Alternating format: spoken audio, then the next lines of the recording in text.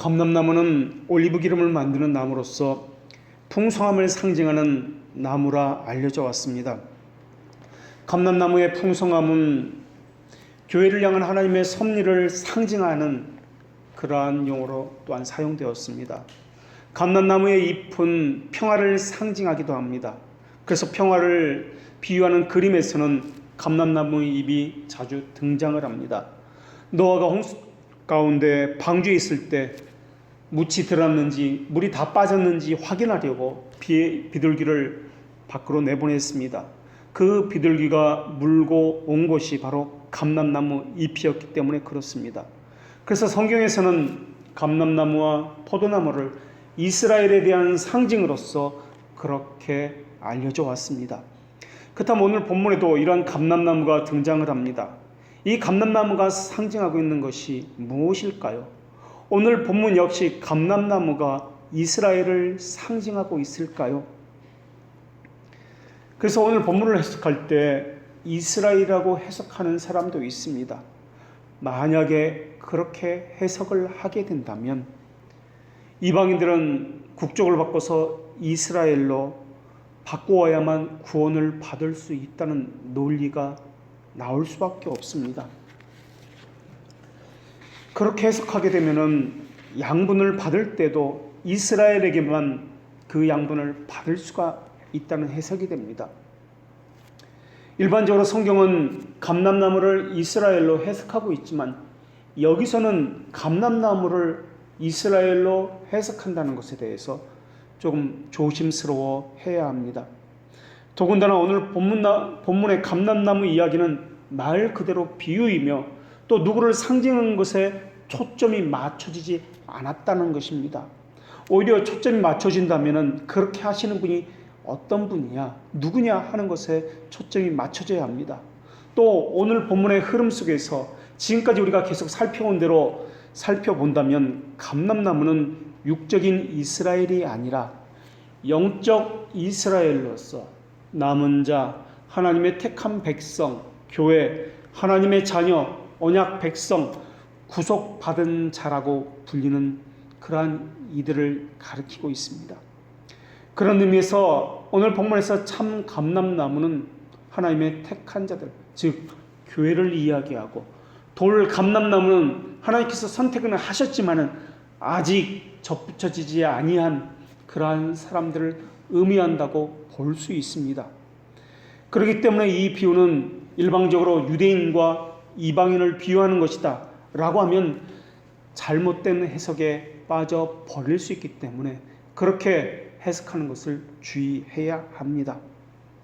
오늘 본문에는 감람나무와 관련해서 두 가지, 하나는 꺾여졌다라는 것과 하나는 접붙여졌다라는 이 두 단어가 대주에서 나오고 있습니다.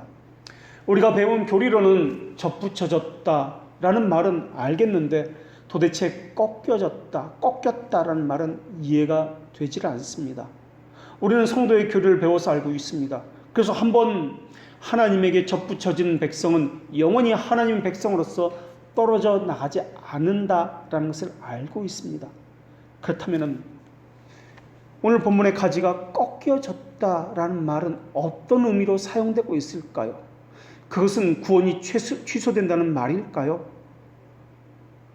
또 하나님은 굳이 참 감람나무를, 돌 감람나무 가지를 접붙이기를 왜 했을까 하는 것도 의문이 듭니다. 통상적으로 나쁜 가지에 좋은 가지를 접붙여서 그 나무가 좋은 열매를 맺게 하는 것이 통상적입니다. 그런데 오늘은 정반대로 합니다. 나쁜 가지를 가져다가 좋은 가지에 접붙이기를 합니다. 그냥 내버려둬도 되는데, 그러면 좋은 열매를 맺는데, 이 좋은 가지인데, 그래서 오늘 우리가 살필 것은 하나님이 왜 그렇게 하셨을까? 또 접붙임이 무엇인지에 관한 것을 나누도록 하겠습니다. 우선 오늘 본문에 꺾였다, 잘렸다라는 이 문맥은 전체 문맥을 볼 때 교만과 관련이 있다는 것을 알 수가 있습니다. 그래서 18절부터 계속해서 자랑하지 말라는 말씀이 이어지고 있습니다. 꺾어졌다, 꺾였다라는 것은 벌레가 먹었다든지 바람에 의해서 꺾어졌다라는 말이 아니라 이 단어는 신적인 수동태를 써서 하나님의 의도를 가지고 가지를 꺾어버린 것, 잘라버린 것을 의미하는 단어입니다. 일부러 잘라낸 것입니다. 일부러 뜯어내고 찢어낸 것입니다. 하나님이 일부러 가지를 잘라내신 것은 다른 가지에게 더 많은 열매를 맺게 하기 위해서가 아니었습니다. 어쩌면 하나님의 목적에 그 가지가 합당하지 아니하였기 때문에 그런지도 모르겠습니다. 잘려진 그들은 그 가지는 교만과 관계에 있는 것 같이 그렇게 보이고 있습니다. 그러나 정확히 왜 그들이 잘려지고 꺾여졌는지는 그 이유가 묘사되고 있지는 않습니다. 18절 이하에서 그리고 20절에서 높은 마음을 품지 말라 도리어 두려워하라는 말씀을 통해서 미루어 보건대 이미 얻었다 함도 아니요. 그래서 두렵고 떨림으로 너희 구원을 이루라는 그 말씀이 기억나는 이러한 말씀이기도 합니다. 결국 꺾였다라는 것은 하나님의 주권에 의해서 선택과 유기를 설명하고 있지는 않는가 이렇게 보여집니다. 왜 잘렸는지 꺾여졌는지 왜 유기됐는지 그 이유에 대한 답은 오늘 본문에서는 기록하고 있지 않습니다. 그 대답만은 하나님만이 가지고 계십니다. 그러나 분명한 것은 구원받은 백성이었다가 도중에 하차한 것은 아니다라는 것입니다. 애초부터 하나님의 자녀가 아니었다라는 것은 우리가 분명히 말할 수 있습니다. 또 하나님께 속한 자가 도중에 버림받았다는 말이 아니라 하나님의 자녀의 특징이 어떤 것이다라는 것을 오늘 본문을 통해서 말씀하고 있다는 것을 볼 수 있습니다.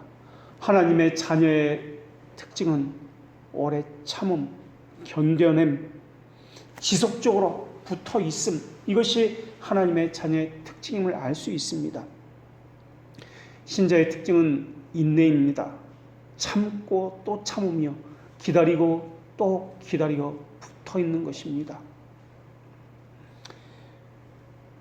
그리고 오늘 본문에서 말하고자 하는 것은 또 잘려진 가지가 아니라 접붙여진 가지에 우리가 주목해야 할 것입니다. 접붙임을 받은 가지는 원가지와 함께 동일한 특권을 누리고 있습니다. 접붙임을 받은 가지가 뛰어나서가 아닙니다. 구속의 은혜는 늘 자기 자신에게서 무엇이 있기 때문에 일어나는 것이 아닙니다. 너희는 열방 중에서 내 소유가 되겠고 라고 하신 것은 하나님의 일방적인 선언이었습니다. 하나님의 의지에 의해서 하나님의 백성이 된 것이지 무엇이 그들이 뛰어났기 때문에 소유했기 때문에 하나님의 백성의 자격을 얻은 것은 아닙니다. 교회에 늘 경고하시는 말씀도 바로 이것입니다.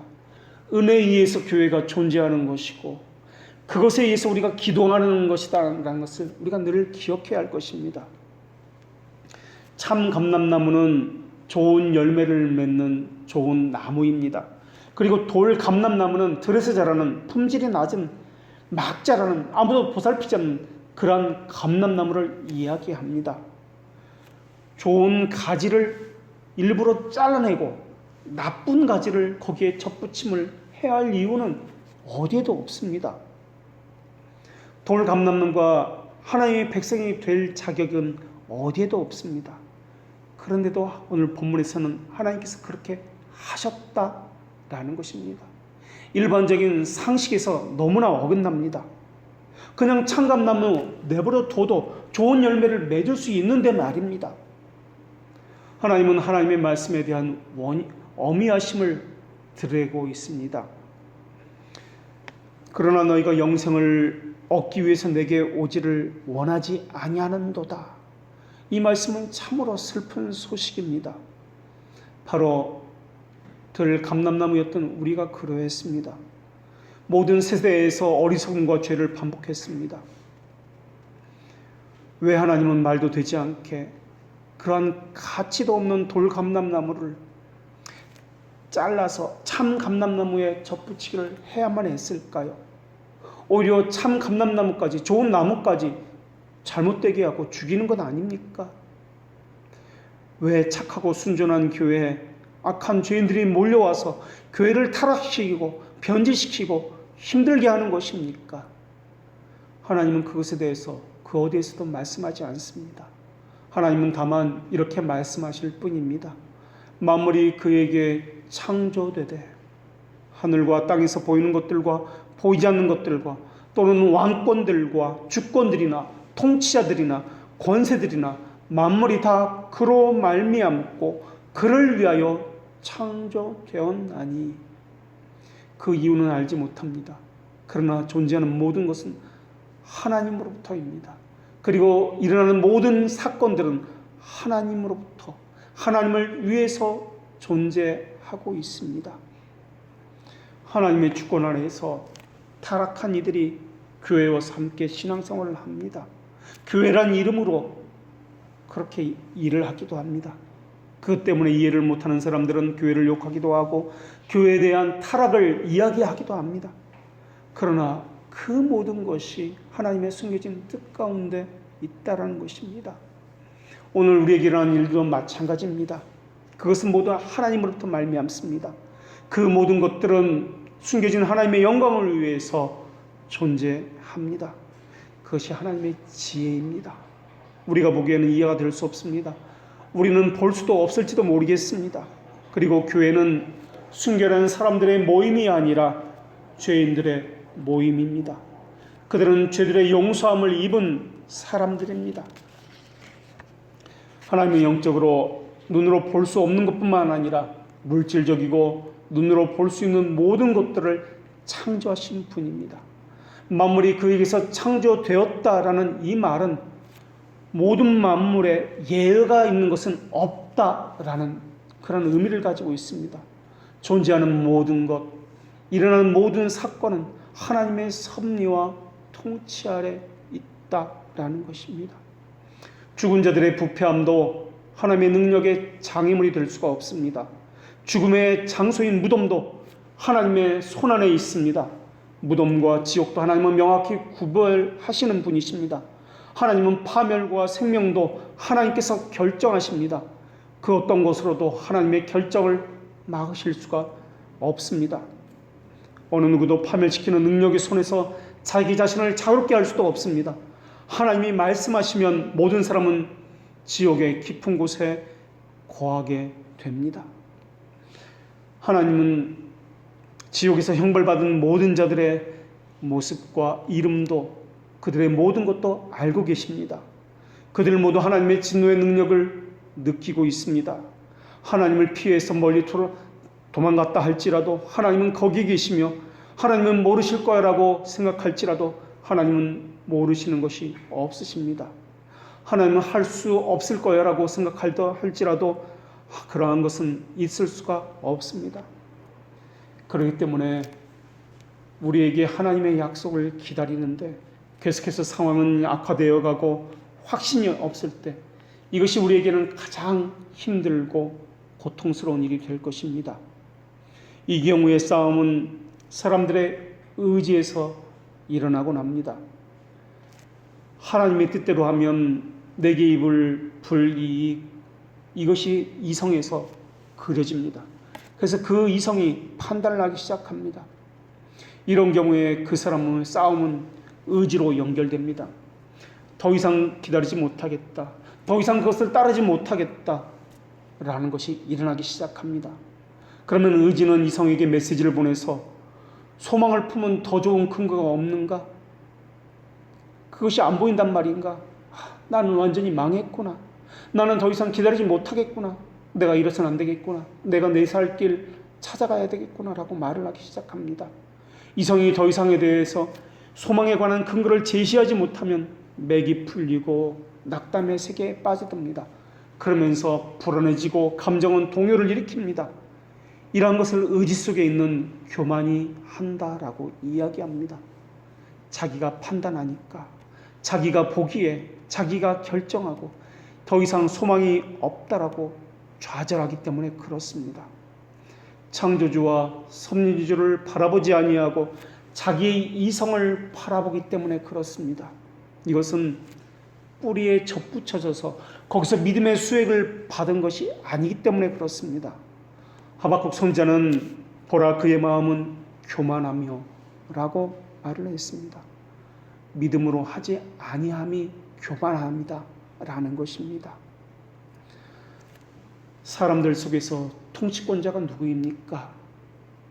사람들은 하나님이라 생각하기 이전에 자신의 이성으로 오만방자하여져서 그 속에서 정직하지 못한 일들이 일어나고 있습니다. 의인은 믿음으로 말미암아 의지를 붙든다고 했지만은 교만한 자들은 접붙임을 받지 않은 자들이기 때문에 흔들리고 동요하면서 이성에 의해서 판단하고 그렇게 자기 보기에 좋은 대로 결정을 합니다. 상황에 몰두하면서 더 큰 그림, 하나님의 그림을 보지 못합니다. 그러면서 다른 사람에게는 위로가 있는 것 같고 잘 나가는 것 같지만 자기 자신은 버려진 것 같고 위로가 없는 것처럼 그렇게 생각합니다. 하나님은 다른 사람에게는 너무나 많은 총애를 하는 것 같고 자기에게는 여전히 얼굴을 감추신 것처럼 불공평하게 생각합니다. 그 때문에 자아가 분노하고 우라가 치밀어 오릅니다. 저 사람은 나보다 못한 사람인데 나보다 잘 나가고 있고 나는 이게 무슨 꼴인가? 저 사람이 왜 그렇게 잘 되는 것이지? 화가 납니다. 내가 보기에 하나님 계시면 이런 일이 일어나서는 안 됩니다. 너무나 억울합니다. 그래서 사람의 의지가 크면 클수록 치밀어 오르는 분노도 그만큼 더 커지는 것입니다. 사람의 의지 속에는 서로 대립하는 두 가지 원리를 가지고 있습니다. 하나는 자기 아첨이고 또 다른 하나는 초조함입니다. 육적인 방식으로 믿기를 원한다면 자기 아첨은 그것을 도와줄 것입니다. 자기 아첨은 자기를 사랑하는 것으로 나왔습니다. 사람은 다른 사람이 자기를 좋게 평가해주고 높여주기를 원하고 있습니다. 그리고 자기가 가진 죄성은 너무나 하찮은 것이라고 생각하고 있습니다. 그래서 하만처럼 생각하기를 좋아합니다.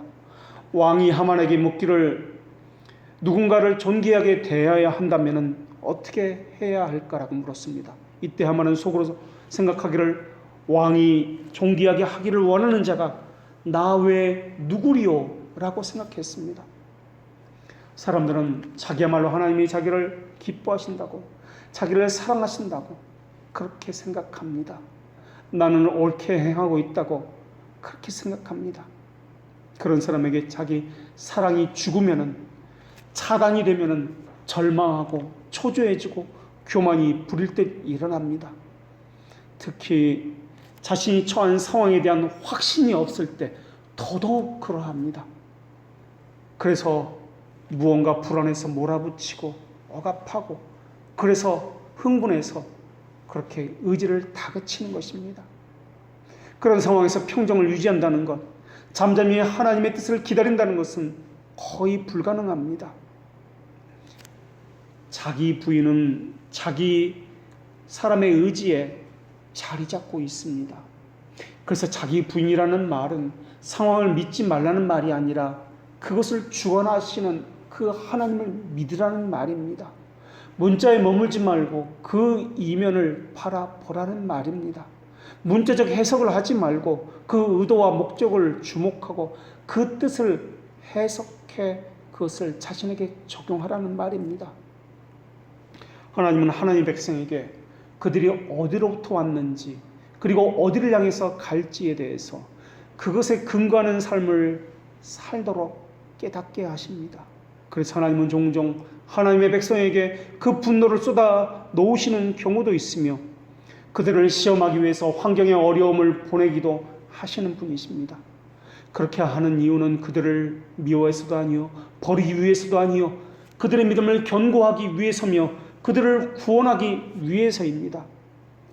그때 자신에게 공포가 두려움이 쏟아진다 할지라도 나는 마땅히 그것을 받아야 하는 죄인입니다 라고 고백하게 하는 의도를 하나님은 가지고 있습니다. 분노하는 것이 아니라 자신을 살피면서 내가 하나님 앞에서 마땅히 받아야 할 죄인입니다 라고 하는 것입니다. 그래서 세상을 의지하지 아니하고 하나님을 의지하며 상황에 흔들리는 것이 아니라 하나님의 속성에 접붙여져서 거기서 나오는 진액을 먹고 거기서 자라게 하시는 하나님의 은혜를 바라보고 살아가는 것입니다. 하나님은 하나님의 자녀의 마음을 하나님의 영광을 받으시도록, 그리고 우리 자신은 저주를 받아도 만족스럽게 여기도록 그렇게 만들어 가십니다. 그런 마음과 자세를 가지고 살아가면서 모든 존귀 영광은 주께서 받으시고 멸시천대는 자신이 받겠다는 각오를 가지고 그렇게 살아갈 수 있도록 만드시는 분이 하나님이십니다. 이것이 바로 그 나무에 접붙여진 가지들에게 부과된 마음들입니다. 접붙여진 가지는 하나님을 기다리는 죄인에게 정당하게 부과된 마음 자세를 가지고 있습니다. 그래서 이 땅에 살아가면서도 어떤 것이 하나님의 뜻인지, 내 존재가 어떤 존재인지 늘 살피고 그것을 고려합니다. 진흙이 옹기장이 손에 있는 것처럼 자신은 하나님의 손에 있다고 인정하면서 자신이 파멸당해도 마땅하다고 그렇게 인정하는 삶을 살고 있습니다. 그런 마음을 가지고 사는 사람에게는 자신에게 분노가 쏟아진다 할지라도 그것을 피하지 아니하며 온몸으로 받으며 또한 하나님의 뜻을 살핍니다. 그것 때문에 그것의 매개체가 된 사람을 미워하거나 그들을 향해서 불만을 품지 않습니다. 그들은 그저 내가 여호와께 범죄하였으니 그분의 진노를 당하려니와 라고 시편 기자의 고백처럼 고백할 뿐입니다. 믿음의 길에 들은 사람에게 하나님은 절대적인 순종을 요구하십니다. 그러나 절대적인 이 믿음이 제거되어진다면 불평, 불만은 쏟아지게 될 것입니다. 원망이 쏟아지게 될 것입니다. 분노가 쏟아지게 될 것입니다. 우리의 싸움은 이성의 부족에 있는 것이 아니라 굴복할 의지가 없다는 것에 있습니다. 자기 부인이라는 것은 의지에 관한 것이지 이성에 관한 것이 아니기 때문에 그렇습니다. 잠잠히 주님을 기다리는 것, 하나님의 뜻이 분명히 드러나기를 인내하면서 기다리는 것, 우리의 자아를 하나님께 굴복시키는 것은 오직 믿음이 행하는 것입니다. 믿음은 의지를 붙들어서 하나님께 순종하도록 만들 뿐입니다. 만일 하나님의 영이 믿음을 우리의 마음과 영혼 깊이 심어 주신다면 하나님의 은혜와 믿음이 우리를 지켜주실 것이며 하나님의 영광을 위해서 우리를 사용하신다는 이런 확신으로 가득 채워질 것입니다. 하나님은 하나님의 능력을 보이시기 위해서 우리를 부르셨고 이렇게 교회를 세워주신 것입니다. 우리가 보기에 교회는 연약하고 하찮고 하나님은 어디에도 보이지 않는 것처럼 또한 하나님은 교회와는 전혀 상관이 없는 것처럼 그렇게 보이지만 교회는 분명 하나님의 손 안에 있습니다. 참된 교회는 그리스도에게 붙어 있기 때문에 그렇습니다. 하나님은 교회에 하나님의 백성을 엄숙하게 가입시키셨고 그 사람이 그리스도께 접붙임과 중생과 죄들의 용서와 은혜의 언약의 표와 인치심을 받게 하셨습니다.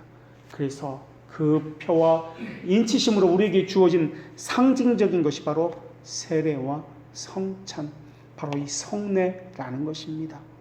이 성례는 그리스도께서 친히 지시하셨기 때문에 교회와 함께 영원할 것입니다. 물론 교회 안에도 행위만으로 표를 받고 진정으로 그리스도의 몸에 접붙이지 않은 사람들도 물론 함께 있습니다. 이들이 보이지 않는 교회의 일원이 되기 위해서 접붙여지기 위해서는 성령에 의해서 그리스도의 몸에 접붙여져야만 할 것입니다. 그들은 겉으로는 하나님께 예배하고 섬긴다 할지라도 본성은 절대 변하지 않을 것이며 본질적으로 불신자의 상태와 전혀 다를 것이 없을 것입니다. 그들은 그저 이성에 의해서 살 것이며 자기 이성에 의해서 판단하면서 자기를 부인하는 것은 전혀 없으며 그렇게 현세욕에 의해서 살아갈 것입니다. 그런데 그러한 사람들조차 세상의 시각으로 볼 때는 역설적이게도 참으로 축복받은 존재라는 것을 기억하십시오. 그 이유는 구원의 날이 멀지 않았기 때문에 그러하며 그들 또한 교회 안에서 여러 섬김을 받고 있다는 것에 그러하며 하나님께서 언제든 사용할 수 있도록 은혜의 도구를 그들 곁에 두셨기 때문에 그러합니다. 회심하지 않은 이들이지만은 하나님의 심판대 앞에 반드시 심판을 받아야 하는 그들이지만은 하나님께서 은혜의 도구를 그들에게 또한 들려주시고 있다는 것에서 그들은 또한 복을 받은 사람이라는 뜻입니다. 그리스도께 접붙이지 않은 본성의 첫 번째 특성은 하나님을 거스르는 것에서 나타납니다. 자기중심적으로 가치 판단을 내립니다. 이것은 분명 하나님을 대적하는 그러한 행위입니다. 우리는 무엇을 할 때 늘 이것이 하나님의 뜻인가 이것을 살펴봐야 합니다. 우리는 사람이기 때문에 때로는 자기 이상에 따라서 판단을 하고 행동을 할 수가 있습니다. 그러나 그러할지라도 이것이 하나님의 뜻이다 아니다 결정이 되면은 곧바로 자기 것을 버리고 하나님의 말씀에 순종해야 할 것입니다.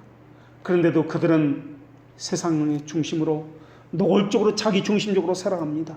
그것을 우리는 현세욕이다 라고 배웠습니다. 자기의 이익을 따라서 자기 유체의 본성을 따라서 살아갑니다. 물론 거듭난 신자라 할지라도 세상의 유혹에 이끌리거나 미혹되기도 합니다. 때로는 잘못된 판단을 하기도 합니다. 그러나 회심한 신자들은 말씀을 통해서 깨닫게 되면 바로 자기가 아니라는 것을 알고 돌이켜 하나님이 원하시는 자리로 돌아갑니다. 그러나 접붙이지 않은 사람은 그렇지 않습니다. 그리스도의 향취를 그리워하지 않습니다. 영혼의 본성이 바뀌어지지 않았기 때문에 같은 예배의 자리에 앉아 있어도 정서적으로는 반감을 가지고 있을 뿐입니다. 행동도 말도 아니다, 나는 하나님을 사랑한다라고 말은 할 수 있지만 정서는 결코 바꾸어질 수 없을 것입니다. 그래서 그들은 사고 자체가 반그리스도적이고 세상의 관점을 가지고 살아갈 뿐입니다. 그들은 의지적으로 하나님을 의존하지 않습니다. 실천적인 삶에 있어서도 하나님의 뜻을 구하지 않습니다. 하나님을 대적하며 살면서도 현세 가운데 살면서도 오히려 무엇이 잘못되었느냐고 되물을 뿌립니다. 다들 그렇게 살지 않느냐고 이것이 정상적인 삶이라고 그렇게 이야기합니다. 그러면서 속으로는 교회는 정말 따분한 곳이다, 지겹다, 미쳐버릴 것 같다, 정서적으로는 반감을 가지고 그렇게 살아가고 있습니다. 세상이 욕하는 것에 동조하고 교회에 대한 반감으로 그렇게 가득 차 있습니다. 그들은 본성적으로 하나님을 싫어할 뿐입니다. 하나님은 늘 자기가 하고자 하는 것에 반대하기 때문에 그렇습니다. 사람은 누구나 자기가 하고 싶은 것을 행하는 것에 부추기는 사람을 좋아할 뿐입니다. 그리고 그것을 거부하는 사람을 싫어하고 미워하는 것입니다. 그러나 접붙여진 사람은 그렇지 않습니다. 아무리 자기가 하고 싶은 것이라 할지라도 주님 뜻이 아니면 그것을 깨닫는 순간 바로 버려버립니다. 아무리 자신에게 손해가 있다 할지라도 우리에게 중요한 것은 자기 이익이나 돈의 문제가 아니라 하나님의 뜻이 더 중요하기 때문에 그렇습니다. 그래서 자기 뜻보다는 하나님의 뜻을 먼저 구합니다. 만약 자신의 뜻대로 행한다 할지라도 결국에는 하나님 앞에 회개하고 돌이켜 엎드리게 되어 있습니다. 그가 그리스도라는 나무에 접붙여진 가지라면 말입니다. 그래서 접붙여진 사람은 자기가 하고 싶은 것을 주님 때문에 버리는 것이 당연하다고 생각합니다. 그러나 접붙이지 않은 사람들은 자기가 하고 싶은 것을 주님 때문에 버린 적은 단 한 번도 없습니다. 자기가 계획하고 생각한 대로 주님은 버려서라도 기어이 하려고 할 것입니다. 그것이 아무리 하나님의 뜻이라 할지라도, 하나님이 원하지 않는다 할지라도 내 뜻은 이것이다라고 교회를 버리고 하나님을 버릴 것입니다. 결국 이것은 하나님을 대적하고 자기를 섬기는 것입니다. 인간의 자기 사랑은 물과 성령으로 거듭나지 않으면 변할 수 없는 본성으로 가득 차 있다라고 그렇게 이야기했습니다. 그래서 택자들이 누리는 그리스도의 연합을 칼빈은 신비적인 연합이다 라고 이야기했습니다. 신비적이다, 은밀하다, 이러한 말은 그리스도와 더불어 교제하는 것을 묘사하기 위해서 사용된 단어입니다. 이 말은 신자들이 그리스도에게 흡수되었다, 영원히 자신들의 정체성을 상실하였다는 이런 말이 아닙니다. 접붙여졌기 때문에 자기의 주체성을 상실했다 이런 말도 아닙니다. 접붙여졌다는 이 말은 접붙여진 그 신자들이 자기 주체가 되어서 주체성을 가지고 하나님과 친밀함을 가졌다라는 말입니다. 이것을 성경에서는 자원하여 기쁨으로 라는 단어를 사용합니다. 각자 삶의 자리에서 체험하게 되는 주관적인 하나님에 대한 경험은 그리스도인들을 이끌어서 다가올 세계에서 완성될 거룩을 향해서 한 보 한 보 진보하게 만들 것입니다. 그래서 그리스도인들이 맺는 그리스도와의 관계를 먹음에 비유하기도 합니다. 왜냐하면 예수님께서는 나는 생명의 떡이다 라고 말씀하셨기 때문에 그렇습니다.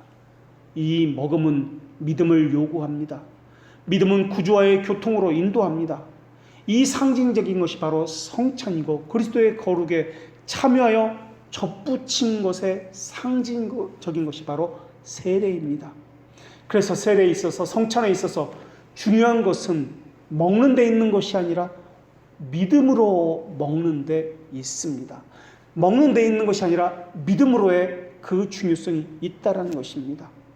접붙여진다는 것은 단지 그리스도를 바라본다는 뜻이 아니라 그분이 우리를 그분의 몸에 접붙여서 그분의 것이 되게 하신 것이며 우리도 그분 안에 거할 수 있도록 우리가 그분을 껴안는다는 것입니다.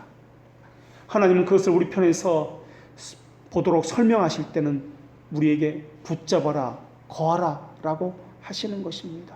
사실 우리가 붙잡을 수도 거할 수도 있는 것이 아닙니다. 그러나 하나님은 우리 편에서 설명하실 때는 붙잡아라, 거하라 라고 그렇게 말씀하시는 것입니다. 참된 신앙이라는 것은 성령님의 지속적인 사역을 통해서 이루어지는 관계를 이야기합니다. 그래서 신앙의 확실성은 하나님과의 교제 속에서 나오는 확실한 지식에서 나오는 것입니다.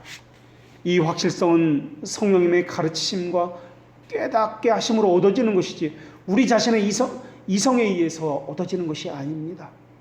접붙여지는 것도 성령님의 역사여 거기서 얻어지는 수액도 성령님의 역사입니다. 접붙임이라는 단어는 그들의 위치, 그들의 정체성, 그들이 참여하는 것이 무엇인지에 대한 것을 다 포함하고 있습니다. 감나무에 접붙여짐은 우리의 위치와 관련이 있습니다. 그 자격과 위치 때문에 접붙임을 이해하는 데 있어서 입양의 이미지, 자녀됨의 이미지를 가져와서 설명하기도 합니다. 우리의 삶은 모든 것의 뿌리가 되시는 하나님의 통치권이라는 범위 안에서 이루어집니다. 그리고 우리가 거할 곳이 바로 그곳이고 거할 위치가 바로 그곳입니다. 그것에 대해서 부인하는 사람도 있을지 모르지만 아무리 부인한다 할지라도 가지는 나무에 붙어 있음으로써 생명을 유지할 수밖에 없는 것입니다.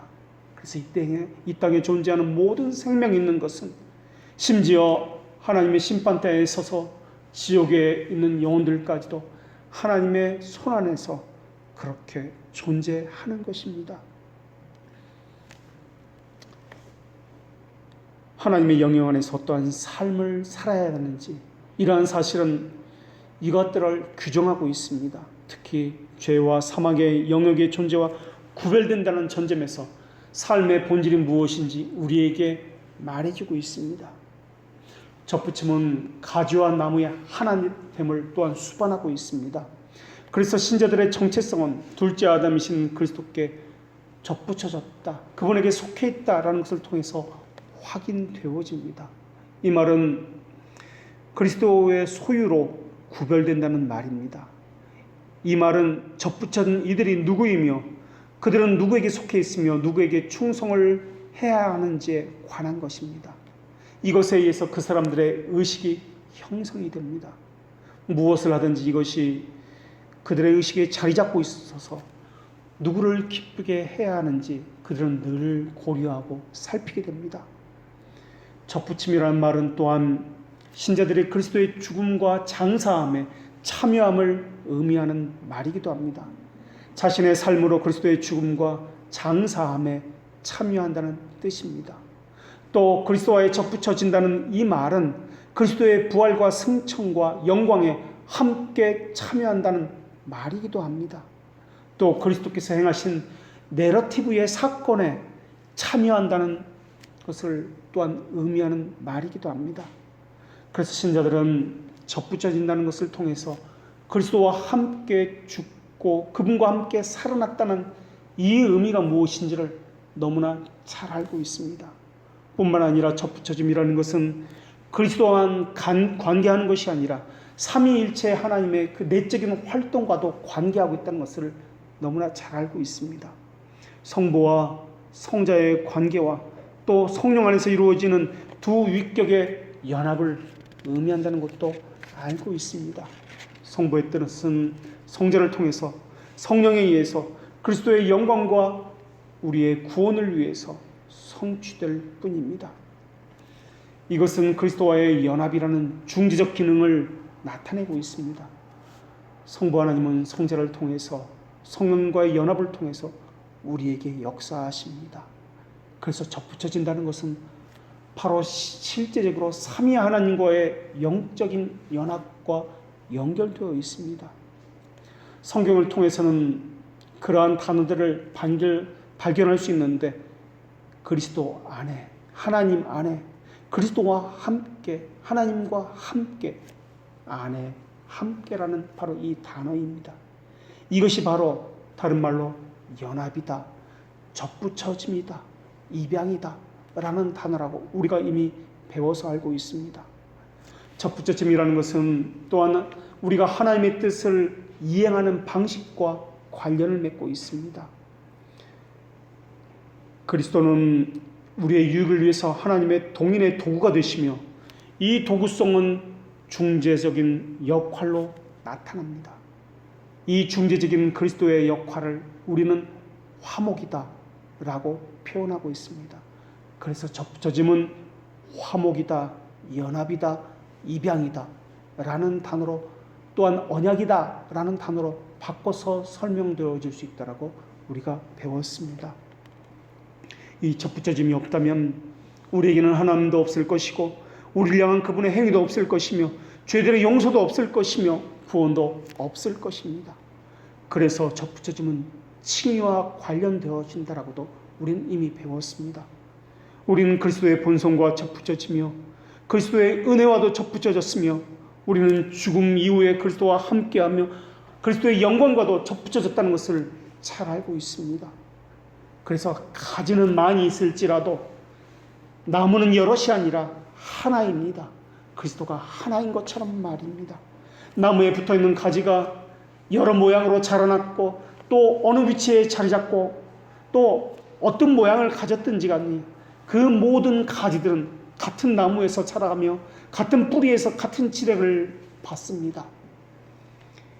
그리고 그때 받는 진액을 생명이라고도 이야기하며 하나님의 보호하심이라고도 이야기하며 하나님의 약속이라고도 이야기합니다. 가지가 어떤 모양을 가졌든지 어디에 붙어 있든지 이것은 진액을 받는 결정 요인이 아닙니다. 그 가지가 크고 굵든지 아니면 가지가 얇고 작든지 이것도 수액을 받는 결정 요인이 아닙니다. 헬라인이나 유대인이나 종이나 자유이나 지위나 신변도 결정 요인이 아닙니다. 중요한 것은 그 원가지, 나무에 접붙여 있는가 아닌가 이것만이 유일한 결정 요인입니다. 큰 교회를 다녀야만 구원이 있고 소위 말하는 작은 교회에 다니면 하나님께서 함께하지 않고 그런 것이 전혀 아닙니다. 창조주께서 허락하셔야만 접붙여질 수 있으며 또한 잘려나갈 수도 있는 것입니다.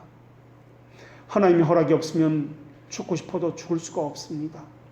죽고 사는 문제 역시 하나님의 손 안에 있습니다. 하나님은 하나님이 기뻐하신 것만을 허락하시며 그것을 행하실 수 있습니다. 하나님의 능력은 약해지지 않습니다. 하나님의 지혜는 부족하지도 않습니다. 하나님의 행하심은 지치는 법도 없으십니다. 생각해 보십시오. 누가 헐헐 불이 타는 불문불 속에서 그 뜨거운 불 속에서 다니엘의 세 친구가 살아날 수 있을 것이라고 생각할 수 있었겠습니까? 누가 다니엘이 사자굴 속에서 안전하게 걸어 나올 수 있을 것이라고 생각할 수 있었겠습니까? 누가 요나가 큰 물고기 뱃속에서 육지로 돌아올 수 있을 것이라고 생각할 수 있었겠습니까? 누가 죽은 자가 우리 주님이 죽음으로부터 일어날 수 있을 것이라고 생각할 수 있었겠습니까? 그 누가 있어서 포로로 잡혀간 이스라엘 백성들이 바벨론 왕의 독재와 그 지배로부터 벗어나서 다시 고국으로 돌아온다는 희망을 가질 수 있었겠습니까? 이스라엘 자손들은 그들의 고향으로부터 멀리 떨어진 곳으로 사로잡혀 갔습니다. 그들의 이름은 빼앗겼고 그들의 누릴 예배의 권한은 상실되었습니다. 그들의 적들이 그들의 땅을 소유하였고 그들의 도시가 다 파괴되었습니다. 그들의 집들은 다 불태워졌고 교회는 무너졌습니다. 이스라엘 자손들은 스스로 구원할 수 있는 어느 힘도 없었습니다. 백성들의 수가 감소할 수밖에 없었던 그런 절망적인 상황이었습니다. 자기 스스로를 보호할 수 있는 어떤 힘도 없었습니다.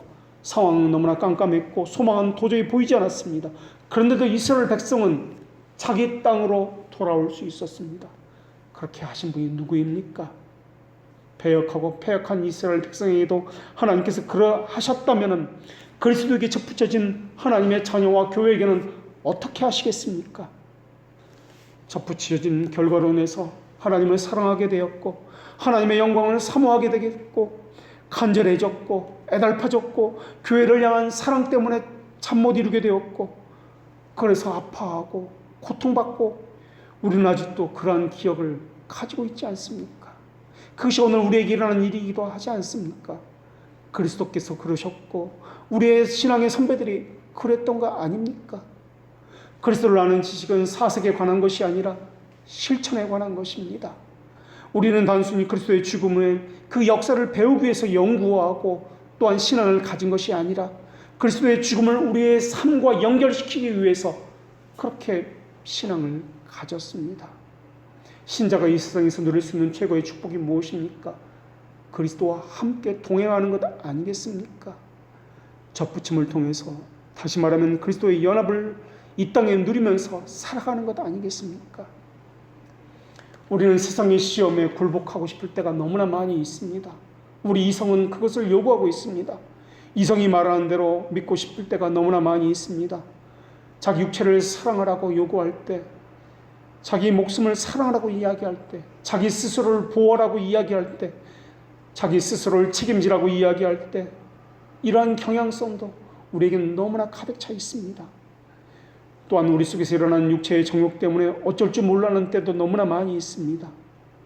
이 세상 풍조가 우리를 집어삼키려고 할 때 또한 우리를 흔들어 놓으려고 하는 수많은 핍박도 있습니다. 오늘 우리가 이렇다면 우리 신앙의 선배들은 얼마나 힘겨운 신앙 생활을 했을까요?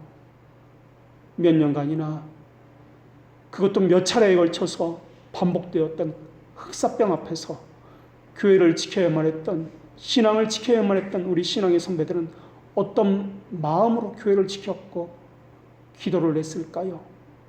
몇백 년간이나 대를 이어서 신앙을 버리라고 핍박을 했던 그 시대 사람들, 신앙을 버리지 아니하고 회심하지 아니하면, 돌이키지 않으면 죽이겠다고 위협했던 그 시대에 살았던 우리 신앙의 선배들은 어떤 모습이었을까요? 명예와 권력은 물론이고 세상 모든 것들을, 모든 소유를 다 빼앗겼습니다. 신고한 사람도 있었습니다. 신고한 사람은 그 사람이 가진 재산의 10분의 1을 가졌습니다. 무조건적으로 마녀 사냥을 당했습니다. 아무런 죄가 없었지만 그들은 신고를 당했고 죽어갔습니다. 모든 사람에게 감시를 받았습니다. 이교도로 몰렸습니다. 그리고 전 세계에서 십자군이라는 이름으로 군인들을 모아서 그들을 잡아 죽이려고 십자군 전쟁을 일으키기도 했습니다. 우리는 지금도 신앙의 선배들처럼 죽음 속에서 우리의 구원이라는 위대한 사역을 수행하신 예수님을 갈망하고 있습니다. 세상의 물결 속에서 요동하지 않을 수 있는 비결은 그리스도와의 견고한 연합입니다. 오늘날은 더욱 이 말씀을 우리가 붙들고 있어야 합니다. 이 말씀은 하나님의 말씀이 이렇습니다. 내가 확신하노니 사망이나 생명이나 천사들이나 권세자들이나 현재일이나 장래일이나 능력이나 높음이나 깊음이나 다른 아무 피조물을 일지라도 우리를 우리 주 예수 그리스도 안에 있는 하나님의 사랑에서 끊을 수 없으리라 라는 말씀입니다. 환난도 시련도 끊을 수 없습니다. 죽음도 끊을 수 없습니다. 현재 일도 끊을 수 없습니다. 그렇다면 우리가 두려워하는 것은 무엇입니까? 사망입니까? 생명을 잃을까 봐 두려워하는 것입니까? 우리가 두려워하고 눈치 봐야 하는 것은 권세자들입니까? 현재 어떻게 될지, 장래는 어떻게 되는 것이지, 이것이 두렵습니까? 우리가 마땅히 두려워할 바는 오직 하나님 그리고 그분의 말씀 아닙니까? 접붙여진 자들이라면 그렇게 해야 되는 것 아닙니까? 하늘을 날아다니는 벌레나 땅바닥에 기어다니는 지렁이나 이러한 것들을 보십시오. 하늘에 떠있는 태양과 달과 별들을 보십시오. 지구와 바다와 공기와 물과 불을 보십시오. 고양이와 개와 땅과 물에서 기어다니는 아주 작은 것에 이르기까지 모든 살아있는 것을 보십시오. 땅바닥에 뛰어다니는 개구리, 곤충들, 나무에 붙어 사는 수많은 이름 모를 벌레들을 보십시오. 그리고 우리의 몸과 체격과 또한 모양을 보고 생각하십시오. 이것 하나하나 누가 만드셨습니까? 하나님은 이것을 만드셨을 뿐만 아니라 그 안에 생명을 불어넣고 계시지 않습니까? 하나님은 하나님의 자녀들에게 그 모든 것들을 보여주시면서 이것을 누가 창조하였는지 보라라고 말씀하셨습니다. 그리고 창조주 하나님에게 너희의 보호를 위탁하라고 말씀해 주셨습니다. 하나님의 영광을 위해서 모든 만물이 존재하느라고 내가 창조하였느라고 말씀하셨습니다. 그것을 기억한다면 하나님의 약속은, 그 언약은 변하지 아니하며 확실하더라고, 견고하더라고, 그렇게 믿게 될 것입니다. 그것이 접붙여진 자의 믿음 아닙니까? 심지어 지금 당장 죽을 병에 걸린다 할지라도 그것은 하나님의 영광을 위해서 주어진 것이요, 순교를 당한다 할지라도 그것은 하나님의 선하심이 계획한 것 아니겠습니까? 그것을 아는 사람은 모든 것의 창조주가 나와 함께 하심으로 모든 창조물들이 나에 대항하여 있으리오라고 믿음으로 결론을 내릴 것입니다. 그리스도와의 접붙여짐은 우리의 육체가 이 땅에서 진토가 되어 다 흩어지는 그 순간도, 그 이후에도 영원히 사라지지 않을 불멸의 연합이며 접붙여짐입니다. 접붙여짐 받은 이들은 하나님의 섭리를 믿었습니다. 하나님의 그 속성, 상황을 믿은 것이 아니라 하나님을 믿었기 때문에 이 땅에서 일하는 모든 것들 속에서 그 이면에 숨겨진 하나님의 뜻과 의도와 계획의 선하심을 믿었습니다. 우리가 잘 알고 있는 존 버년이라는 청교도가 있었습니다. 정확히는 비국교도라고 불립니다. 그 사람은 나라가 전체적으로 금지 명령을 내렸습니다. 설교를 했어도 안 되었습니다. 예배를 했어도 안 되었습니다. 그런데 설교를 했습니다. 그래도 예배를 했습니다. 그래서 감옥에 갇혔습니다. 그리고 핍박을 받았습니다. 감옥에서 쓴 책이 바로 천류역 역정이라는 유명한 책입니다. 그 존 버년이 쓴 글을 소개함으로 말씀을 마치도록 하겠습니다. 우리는 권위 안에 있는 왕들과 관원에 있는 모든 것들과 그들을 위해서 하나님께 감사를 돌리도록 명령을 받았습니다. 통치하는 우리를 위해서 몇몇 좋은 일들을 하고 있습니다. 우리 일에 대한 행정적 절차는 최고 통치자로부터 하급 관리에 이르게 될 것입니다. 그러나 그들 담당자들 가운데 어떤 이들은 잔인하게 수준 이하로 행동할지도 모르겠습니다. 좋은 일들만 우리에게 오면 좋겠지만 그러나 육체의 가장 쓰디쓴 것을 우리가 경험할 때 오히려 기독교인들은 신앙과 기도로 눈을 뜨게 됨을 잊지 마십시오. 이 세상은 허무합니다. 그리고 이 세상에서 최고가 된다 할지라도 쇠퇴가 있기 마련입니다. 이를 확실히 깨닫게 되는 데는 고난을 받을 때입니다. 우리가 고통받을 때 우리 죄를 생각하게 될 것이고 우리의 삶도 수정받게 될 것입니다. 바로 여기에 하나님의 섭리가 있습니다. 고난을 받을 때 하나님으로부터 받는 많은 유익을 얻게 될 것이므로 우리는 기분이 상해져서는 안 될 것입니다.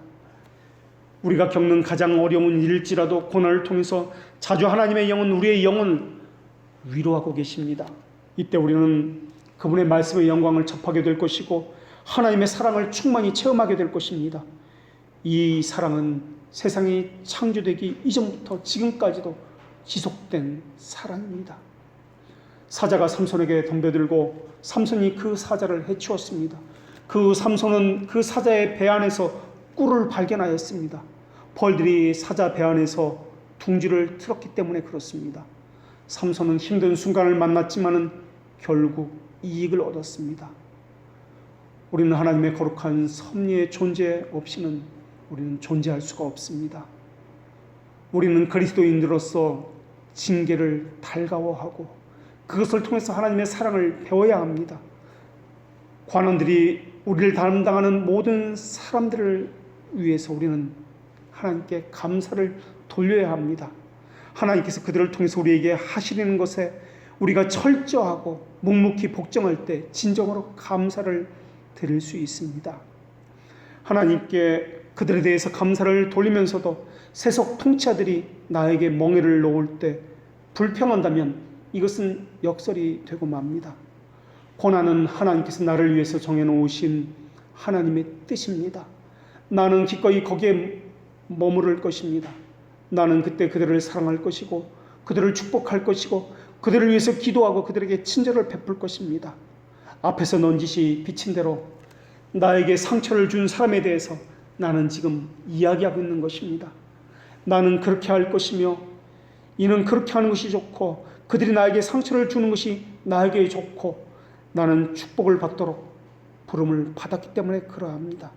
또한 하늘에 계신 아버지를 닮은 자로서 마땅히 그렇게 해야 합니다. 상황이 역전되어서 그들이 긍휼히 여김을 받아야 할 처지가 될 때에도 나는 마땅히 그렇게 할 것입니다. 나의 적이 굶주릴 때 나는 그들을 먹일 것이고 그들이 목이 마를 때 나는 그에게 마실 것을 줄 것입니다. 우리는 그리스도 안에 있는 믿음을 감추지 말아야 합니다. 그리고 이것은 삶에 의해서 뒷받침되어야 합니다. 우리의 신앙 고백을 위해 그렇게 해낸 것은 그리스도인의 표시가 됩니다. 마치 하나님께 속했음을 알려주는 표를 닫고 제복을 입은 것과 같습니다. 그것에 의해서 우리는 다른 사람과 구별된 사람입니다. 내가 그리스도에 대한 신앙을 고백하고 신앙 고백한 대로 살면서 그것 때문에 고통을 받는다면 나의 사명은 선하고 나의 신앙 고백과 나는 하나님 안에서 담대해질 수 있습니다. 우리는 소망의 이유를 묻는 모든 이들에게 항상 대답할 준비가 되어 있어야 합니다. 그리고 그 대답은 온유함과 두려움으로 해야 합니다. 여기에 우리의 사명이 있습니다. 다른 사람 일에 쓸데없이 간섭하라고 부르신 사명이 아닙니다. 우리의 본분에 신경을 써야 합니다. 그리스도인은 신앙 고백 안에 살고 동시에 선하게 행동해야 합니다. 누구든지 나에게 참견하고 내가 가진 소망의 이유를 묻거든 대답을 해 주어야 합니다. 그로 인해 어떤 대가를 치른다 할지라도 우리는 그렇게 해야 합니다. 기도하겠습니다.